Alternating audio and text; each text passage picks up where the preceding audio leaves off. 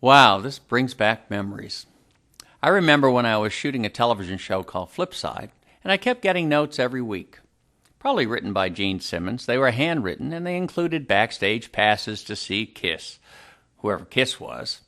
Well, after I finished shooting the 13 weeks of the show, I decided maybe I'd have more fun in the music business. So I decided to go see this group, Kiss.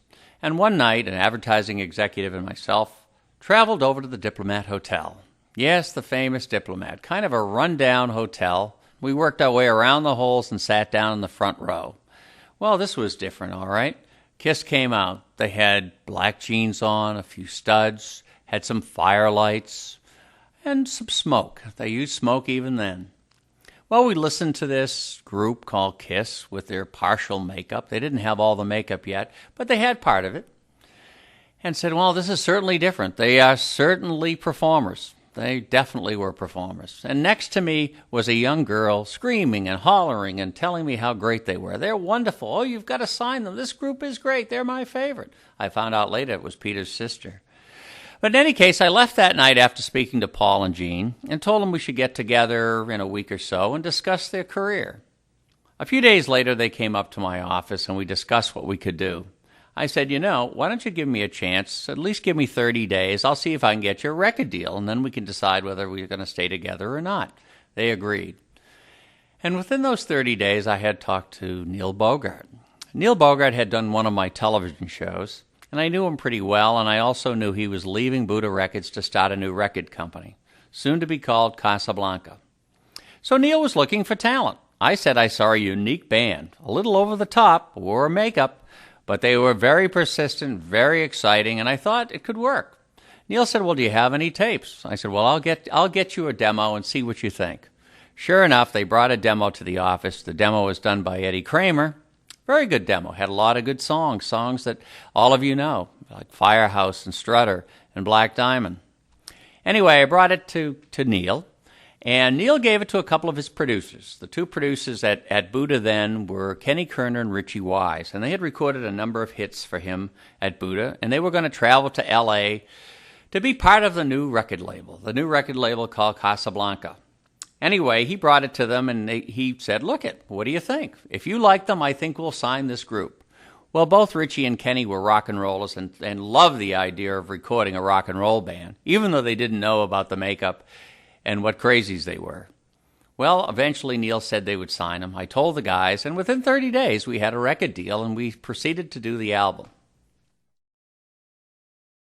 When we were signed to Casablanca, Casablanca was backed by Warner Brothers Records.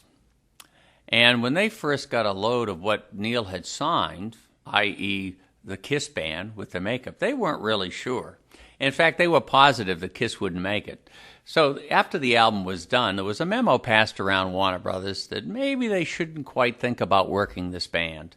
After all, how could a band with makeup make it? And they'd probably be gone soon. So just avoid working the band. Well, this memo got in the hands of Neil Bogart. One of his friends at Warner's tipped him off, and he went crazy. He just didn't like that at all. How dare they go against him? So he had a meeting with the executives at Warner's and said, look it, how can you work against me on this new label? They said, look it, Neil, we really don't believe that this Kiss group can make it. Why don't you just look for some other artist? Neil said no, but he did call me one night before he made his final decision to leave Warner's and said, look it, Warner's does not want the group with makeup. Do you think you'd go and ask them if they would take their makeup off? I told Neil I didn't think so, but I had a meeting with the group and told them what was happening. And we all agreed that we couldn't possibly do it. Called back Neil and said, Neil, look it, we're not going to take off the makeup. Neil then proceeded talking to Warner Brothers about whether or not they would go along with the Kiss project. They said they didn't feel it was right, and Neil said, would you let me out of my contract? They worked out a deal to let Neil out of his contract. There was only one problem, though. There wasn't any money. That was a real problem. Neil had to mortgage his home just to keep the company going. And this is where this famous American Express story comes in. Seeing there was no money, I decided to put the tour on my American Express card. Well, I wasn't used to putting any more than about $100 on my American Express card, and in 1 month it was $25,000. I can still remember the call. Mr. Aucoin, do you think you're going to pay this? You seem to have used your American Express card quite a lot this month. Oh, of course, I said. Well, of course I couldn't. But fortunately, they allowed me to pay it over a period of months, and we finally got through the tour and finally got more money into the company. One of the scariest things that happened with the first show the Kiss did for Casablanca and Aucoin Management.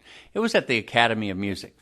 Well, we had put the show together, and we had pyrotechnics, we had a candelabra, Gene was spitting fire, we had smoke, and we also had little balls of flash paper, which Gene would go to the candelabra and then throw up in the air, and they would just light and explode in the air. Well, the first night Gene was so nervous that when he took the flash paper, instead of throwing it up in the air, he threw it into the audience. And oh my gosh, it hit one of the guys sitting in the first row. A real rock and roller, but he was singed. This was rather scary. We thought he might have been terribly hurt or burned. We thought maybe it might have been the end of their career, not the beginning of the career. He turned out to be a true rock and roller, and from that point on, he got free tickets to all the Kiss shows. One of the unique things about the first album was the idea that we were going to do a kissing contest. Neil had thought up a promotion that would be unique in promoting Kiss and the name Kiss, and that was to have a kissing contest at all the major radio stations around the country. So he put up the money to promote this, the kissing contest, and then needed something on record to promote the kissing contest and needed something to promote it on radio. Came up with the idea that we would do the song Kissing Time, which had been a hit record many years before, of which none of us really wanted to do it, especially Kiss, who thought it was a little too popish and certainly wasn't their type of music. But Neil persisted, and we knew we had to go along with it. After all, this was the promotion of the first record that they had ever done. So we went back into the studio and cut Kissing Time. Kissing Time was promoted in every radio station across the country, along with the Kiss contests. The kissing contest turned out to be very successful. We're not sure how much it promoted Kiss, but it certainly got enough kissing contests around the country so that the radio stations knew who Casablanca was, which enabled us to get some airplay. But most radio stations didn't like the idea of Kiss, their songs, or their makeup.